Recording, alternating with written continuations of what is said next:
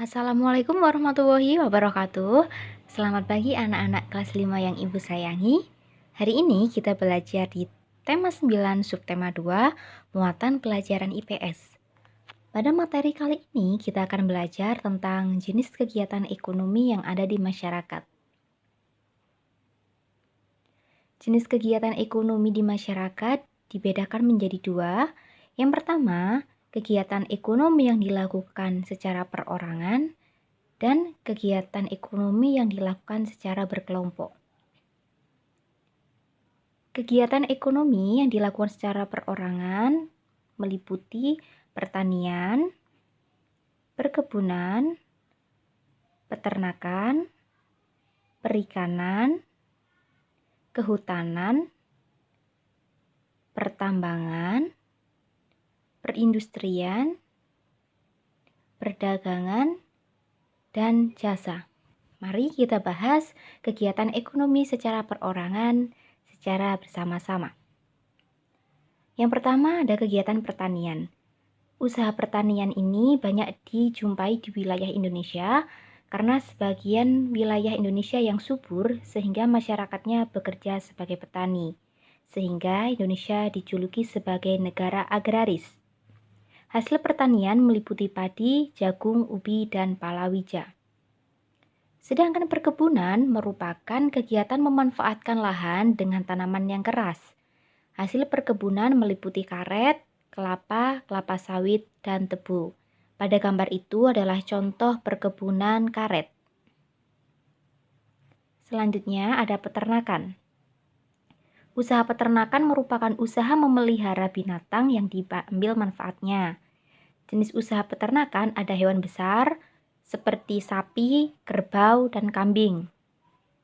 Kemudian ada hewan kecil seperti kelinci dan domba, serta unggas. Unggas meliputi ayam, bebek, serta puyuh. Kemudian ada perikanan. Perikanan ini dibedakan menjadi dua, yaitu perikanan tawar dan perikanan payau. Perikanan tawar itu memelihara ikan gurami, ikan nila, ikan bawal. Sedangkan air payau memelihara ikan bandeng.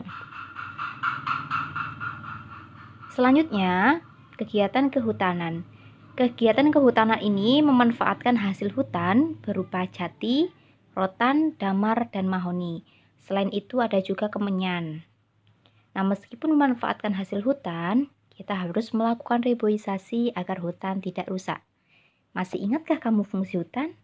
Ya, hutan berfungsi sebagai tempat habitat fauna dan satwa, juga sebagai tempat cadangan air di dalam tanah. Selain itu, hutan juga berfungsi untuk mencegah banjir dan tanah longsor. Kemudian ada pertambangan.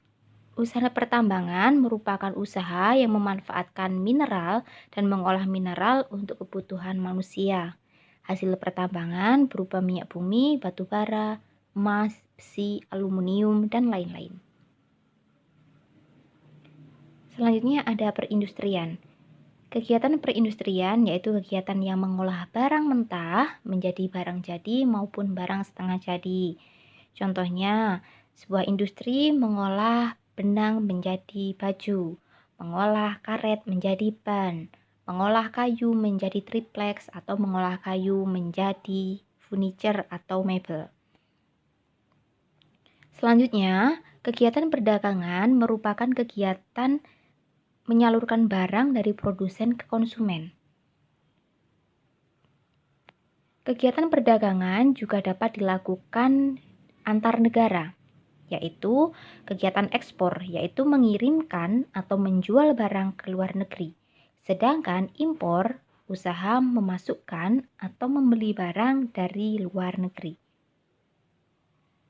Yang terakhir ada jasa.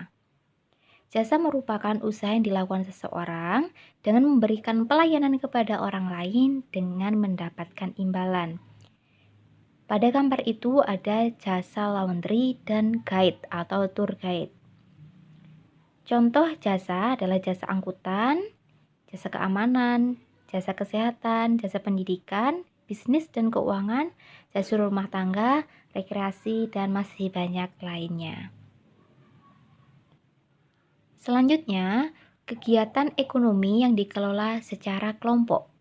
Artinya kegiatan ini dilakukan lebih dari satu orang, baik dalam hal modal, pengelolaan maupun bagi hasilnya nanti. Usahanya meliputi firma, CV atau persekutuan komuniter, ada PT, perseroan terbatas, BUMN atau badan usaha milik negara, BUMD, badan usaha milik daerah, serta koperasi. Mari kita bahas bersama-sama. Usaha ekonomi yang dikelola secara berkelompok contohnya adalah firma. Firma merupakan perusahaan yang didirikan sedikitnya oleh 2 orang. Biasanya firma ini bergerak di bidang hukum. Yang kedua, ada CV. CV didirikan oleh 2 orang. Nah, dalam CV tersebut ada yang namanya sekutu aktif atau anggota aktif dan anggota pasif. Anggota aktif yaitu orang yang menanam modal dan ikut menjalankan usahanya. Sedangkan anggota pasif yaitu orang yang hanya menanamkan modal saja. Yang ketiga, ada PT. PT atau perseroan terbatas merupakan usaha yang didirikan oleh 2 orang atau lebih. Perbedaannya dari kegiatan ekonomi yang lainnya, modal PT ini diperoleh dari penjualan saham. Selanjutnya ada BUMN. BUMN adalah usaha yang seluruh modalnya dimiliki oleh negara. Contoh BUMN adalah Pegadaian, Pertamina, Perhutani, Garuda Indonesia, Telkom, RNI, Kereta Api, BNI, Semen Gresik, dan IPC. Perusahaan milik negara ini atau BUMN dibedakan menjadi 3. Yang pertama ada perusahaan jawatan, perusahaan umum, dan perusahaan perseroan. Selanjutnya ada BUMD atau Badan Usaha Milik Daerah. BUMD ini sama seperti BUMN, hanya saja BUMD modalnya dari pemerintah daerah. Tujuannya BUMD untuk membangun ekonomi daerah serta meningkatkan dan memperluas lapangan kerja di daerah. Dan yang terakhir ada koperasi. Koperasi merupakan bentuk usaha bersama yang berdasarkan prinsip kekeluargaan. Koperasi ini bertujuan untuk mensejahterakan anggotanya. Nah, apakah kalian masih ingat siapa Bapak Koperasi Indonesia? Ya, namanya Bapak Dr. Andes Muhammad Hatta. Bentuk koperasi di Indonesia ada 5 jenis. Yang pertama ada koperasi konsumsi. Koperasi ini menyediakan berbagai bahan konsumsi dalam kehidupan sehari-hari seperti beras, gula, minyak, mie, telur, dan lain-lain. Yang kedua, ada koperasi simpan pinjam. Yang ketiga, koperasi produksi. Koperasi produksi ini adalah koperasi yang memproduksi suatu barang atau makanan yang di dalam koperasi tersebut menaungi beberapa petani-petani. Contohnya ada peternak susu. Nah, di situ koperasi produksinya akan mengolah susu tersebut menjadi berbagai makanan dan minuman serta didistribusikan ke berbagai daerah. Selanjutnya, koperasi jasa.